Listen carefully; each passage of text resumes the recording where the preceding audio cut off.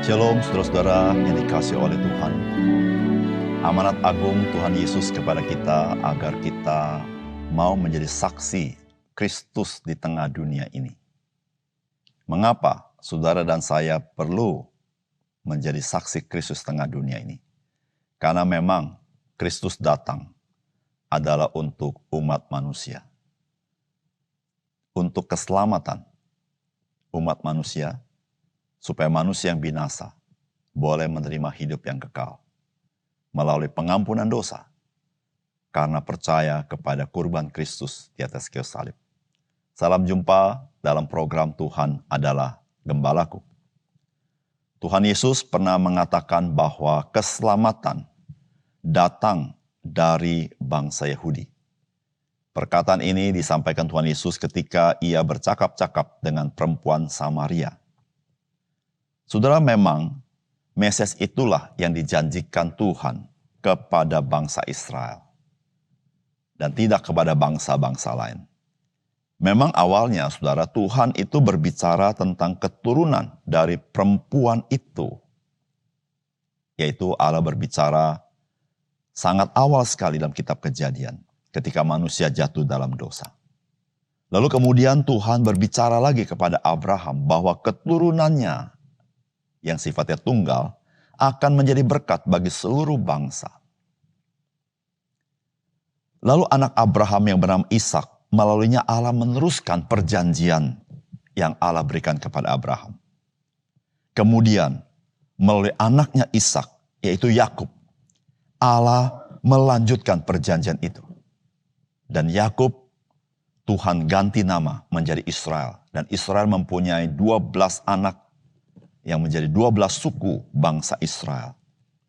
Dan saudara, mengapa Tuhan Allah membuat perjanjian kepada Israel tentang Mesias dengan begitu spesifik, dimulai dari perorangan sampai akhirnya kepada bangsa Israel? Mengapa Allah tidak berbicara kepada semua bangsa? Saudara, semuanya itu Tuhan lakukan agar umat manusia mengenal Allah yang sesungguhnya, yang berbeda dengan ilah-ilah yang lain yang tidak sanggup berbuat seperti Tuhan Allah yang kita kenal dari Alkitab. Saudara, mari kita membaca Yesaya 49. Dengarkanlah aku, hai pulau-pulau, perhatikanlah, hai bangsa-bangsa yang jauh. Tuhan telah memanggil aku sejak dari kandungan, telah menyebut namaku sejak dari perut ibuku. Ia telah membuat mulutku sebagai pedang yang tajam dan membuat aku berlindung dalam naungan tangannya. Ia telah membuat aku menjadi anak panah yang runcing dan menyembunyikan aku dalam tabung panahnya.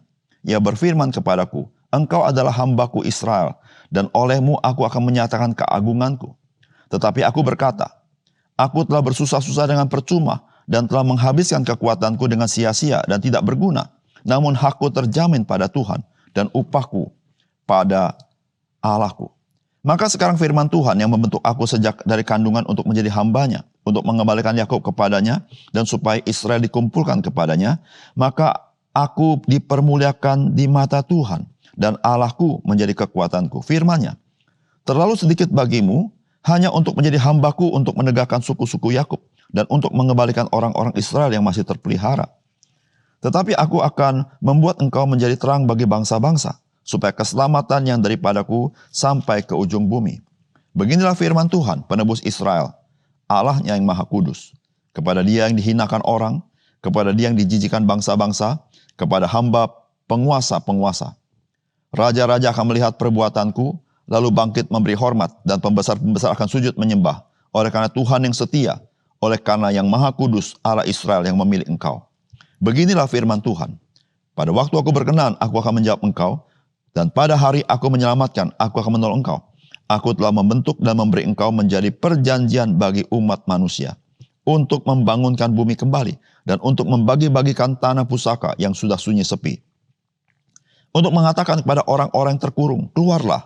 Kepada orang-orang yang ada di dalam gelap, tampillah. Di sepanjang jalan, mereka seperti domba yang tidak pernah kekurangan rumput. Dan di segala bukit gundul pun tersedia rumput bagi mereka.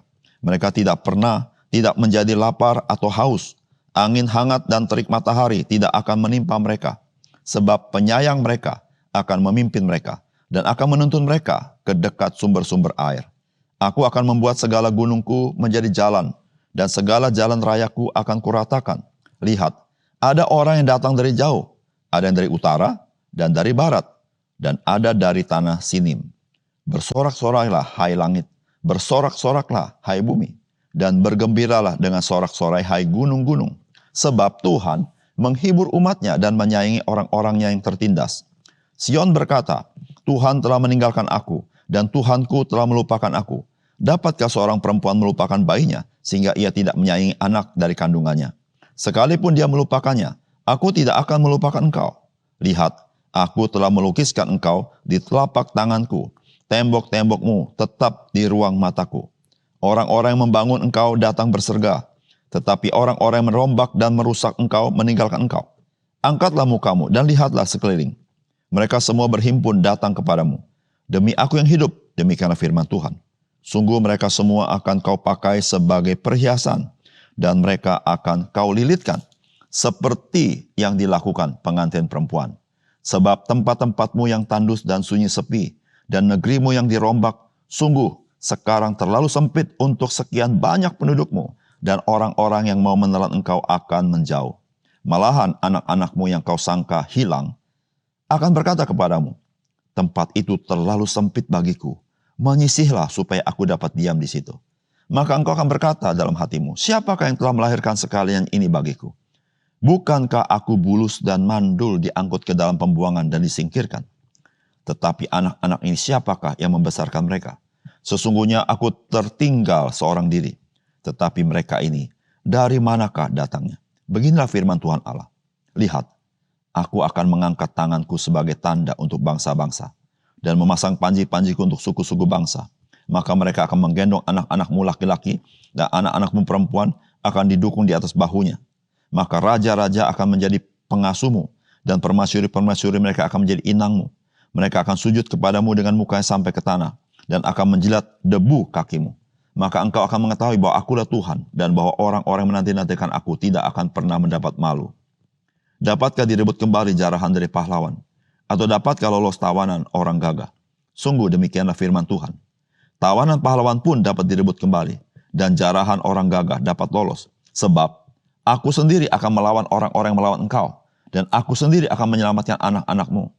Aku akan memaksa orang-orang yang menindas engkau memakan dagingnya sendiri, dan mereka akan mabuk minum darahnya sendiri, seperti orang mabuk minum air anggur baru, supaya seluruh umat manusia mengetahui bahwa aku, Tuhan, adalah juru selamatmu dan penebusmu yang maha kuat, Allah Yakub.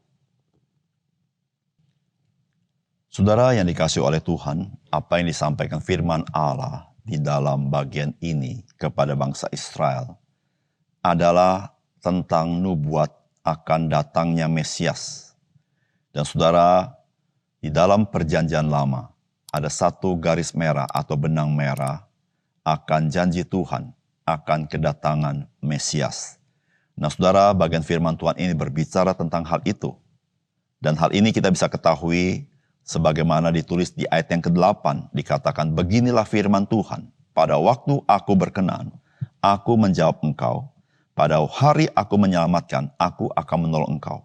Aku telah membentuk dan memberi engkau menjadi perjanjian bagi manusia, untuk membangunkan bumi kembali dan untuk membagi-bagikan tanah pusaka yang sudah sunyi sepi. Saudara yang kasih dalam Tuhan, perjanjian itulah yang dikatakan Tuhan di dalam Yesus Kristus. Ini adalah perjanjian yang kekal, perjanjian yang baru yang Tuhan berikan. Saudara, perjanjian itu, saudara-saudara, itulah yang juga dikatakan di dalam kitab Ibrani pasal 9 ayat 15. Dikatakan karena itu ia adalah pengantara, ia itu adalah Kristus. Kristus adalah pengantara dari suatu perjanjian yang baru, supaya mereka yang telah terpanggil dapat menerima bagian yang kekal yang dijanjikan. Sebab ia telah mati untuk menebus pelanggaran-pelanggaran yang telah dilakukan selama perjanjian yang pertama. Dan saudara, Tuhan Yesus sendiri mengatakan di dalam Matius 26 ayat 28, sebab inilah darahku, darah perjanjian yang ditumpahkan bagi banyak orang untuk pengampunan dosa. Saudara, di dalam Alkitab, Tuhan yang kita kenal adalah Tuhan yang memberikan perjanjian. Dengan demikian, saudara-saudara, kita baru mengerti betapa setianya Tuhan kepada kita. Tanpa kita mengenal perjanjian, kita tidak akan mengerti akan kesetiaan Tuhan. Saudara-saudara, Tuhan kita adalah Tuhan yang memegang perjanjian. Dan perjanjiannya itu, Dia nyatakan di dalam keselamatan bagi orang-orang percaya kepada Yesus Kristus. Saudara, apakah pesan firman Tuhan bagi kita dari bagian firman Tuhan ini? Saudara, yang pertama, saudara, Yesus Kristus bukan saja Mesias bagi umat Israel, tetapi Ia juga adalah terang bagi seluruh bangsa. Dan seluruh bangsa akan sujud dan menyembah kepada Dia. Saudara, itu dikatakan oleh firman Allah. Beginilah firman Tuhan penebus Israel, Allahnya yang Maha Kudus. Kepada Dia yang dihinakan orang, yaitu Yesus Kristus. Kepada Dia yang dijijikan bangsa-bangsa, itulah Yesus Kristus. Kepada hamba penguasa-penguasa. Raja-raja akan melihat perbuatanku, lalu bangkit memberi hormat. Dan pembesar-pembesar akan sujud menyembah, oleh karena Tuhan yang setia, oleh karena yang Maha Kudus, Allah Israel yang memilih engkau. Saudara yang kasih dalam Tuhan, Yesus Kristus, saudara-saudara, memang dinubuatkan di dalam kitab suci perjanjian lama kepada bangsa Israel sebagai umat Tuhan. Tetapi saudara yang kasih dalam Tuhan, Mesias datang bukan hanya khusus bagi bangsa Israel. Mesias datang adalah untuk seluruh umat manusia. Pertanyaan yang mungkin kita bertanya, mengapa Allah hanya berjanji kepada bangsa Israel? Saudara yang kasih dalam Tuhan, supaya Allah membuktikan siapakah Allah yang sejati. Karena bangsa-bangsa lain memiliki ilah-ilah yang lain. Tetapi ilah-ilah yang lain tidak sanggup berbuat sebagaimana Tuhan Allah yang dikenal oleh umat Israel. Saudara, janji itu Tuhan berikan supaya seluruh dunia tahu Tuhan yang sejati. Dan Tuhan mengirim Mesias yang telah dikatakan di dalam perjanjian lama. Nah saudara, Allah yang telah mengutus Mesias, Mesias yaitu Yesus Kristus, bukan hanya untuk bangsa Israel, tetapi Alkitab berkata, menjadi terang bagi bangsa-bangsa. Saudara, di dalam Lukas pasal 2, 30-32 berkata, sebab mataku telah melihat keselamatan yang daripadamu, yang telah engkau sediakan di hadapan segala bangsa, yaitu terang yang menjadi penyataan bagi bangsa-bangsa lain, dan menjadi kemuliaan bagi umatmu Israel. Saudara yang kasih dalam Tuhan, itu yang disaksikan dalam perjanjian baru. Bahwa Yesus Kristus, Dia adalah terang yang menjadi penyataan bagi bangsa-bangsa lain. Dan saudara, pada satu ketika seluruh bangsa harus mau tidak mau, dia harus sujud menyembah kepada Yesus Kristus. Saudara, itu dikatakan oleh Filipi pasal 2 ayat 9-11. Itulah sebabnya Allah sangat meninggikan Dia dan mengaruniakan kepadanya nama di atas segala nama. Saudara, tidak ada nama lain yang lebih dahsyat daripada nama Tuhan Yesus. Tujuannya adalah supaya dalam nama Yesus bertekuk lutut segala yang ada di langit dan yang ada di atas bumi dan yang ada di bawah bumi, dan segala lidah mengaku Yesus Kristus adalah Tuhan bagi kemuliaan Allah Bapa. Saudara yang kasih dalam Tuhan, mengapa Tuhan Yesus memerintahkan kita untuk bersaksi tentang Dia? Karena memang Dia datang bukan hanya untuk bangsa Israel. Dia datang untuk seluruh umat manusia dari generasi ke generasi. Supaya umat manusia mengenal Tuhan Allah yang sesungguhnya. Saudara yang kasih dalam Tuhan, sudahkah kita memberitakan kabar baik tentang Yesus Kristus? Saudara, Tuhan Yesus adalah terang dunia ini. Dan Tuhan berkata kepada kita, kamu adalah terang dunia. Mengapa kita ada terang dunia? Karena kita percaya kepada Yesus Kristus. Kita ini menjadi reflektor akan kemuliaan Tuhan. Reflektor akan kasih Tuhan. Sehingga kita disebut saksi Kristus. Mari kita berfungsi menjadi saksi Kristus di tengah-tengah dunia ini. Yang kedua, saudara, Saudara, Tuhan Allah tidak pernah melupakan perjanjiannya kepada umatnya. Apapun situasi dan kondisi yang dialami oleh umat Tuhan. Dan pada puncaknya, bahwa Allah tidak pernah melupakan perjanjiannya adalah dengan kedatangan Mesias. Yaitu Yesus Kristus yang dijanjikannya. Saudara, firman Tuhan berkata begini, Sion berkata, Tuhan telah meninggalkan aku dan Tuhanku telah melupakan aku. Dapatkah seorang perempuan melupakan bayinya sehingga ia tidak menyayangi anak dari kandungannya? Sekalipun dia melupakannya, aku tidak akan melupakannya. Saudara yang kasih dalam Tuhan. Ini yang terjadi kepada bangsa Israel ketika mereka masuk ke dalam penderitaan, di dalam pembuangan. Mereka berkata bahwa Tuhan telah melupakan mereka. Saudara, ini umum terjadi bagi setiap manusia yang mengalami kesusahan. Mereka selalu bertanya, di manakah Tuhan? Mereka selalu bertanya, apakah Tuhan tidak memperhatikan saya? Demikian juga dengan orang Kristen. Kita bisa mengalami seperti itu. Tetapi Tuhan mengatakan, dapatkah seorang ibu melupakan bayinya? Kalaupun dapat, Tuhan berkata, aku tidak pernah melupakan engkau. Saudara yang kasih dalam Tuhan. Inilah yang Tuhan lakukan kepada kita. Dengan dia mengingat perjanjiannya, dan perjanjiannya itu kekal, dan dia menggenapinya dengan datang Yesus Kristus, memberitahukan kepada kita bahwa dia tidak pernah melupakan akan kita umatnya. Saudara, Tuhan Yesus, saudara-saudara, pernah berkata kepada Saulus yang waktu itu hendak menangkap orang-orang percaya ketika ia berjalan di Damsik, saudara-saudara. Dikatakan di dalam Kisah Rasul pasal 26 ayat 14-15. Kami semua rebah ke tanah dan aku mendengar suatu suara yang mengatakan kepadaku dalam bahasa Ibrani, Saulus, Saulus, mengapa engkau menganiaya aku? Sukar bagimu menendang ke galah rangsang. Tetapi aku menjawab, siapakah engkau Tuhan? Kata Tuhan, akulah Yesus yang kau aniaya itu. Saudara, Tuhan Yesus menampakkan diri kepada Saulus yang menganiaya orang Kristen. Apa yang Tuhan Yesus katakan? Akulah Yesus yang kau aniaya itu. Saudara, Saulus tidak pernah menganiaya Yesus. Tetapi dia menganiaya orang Kristen.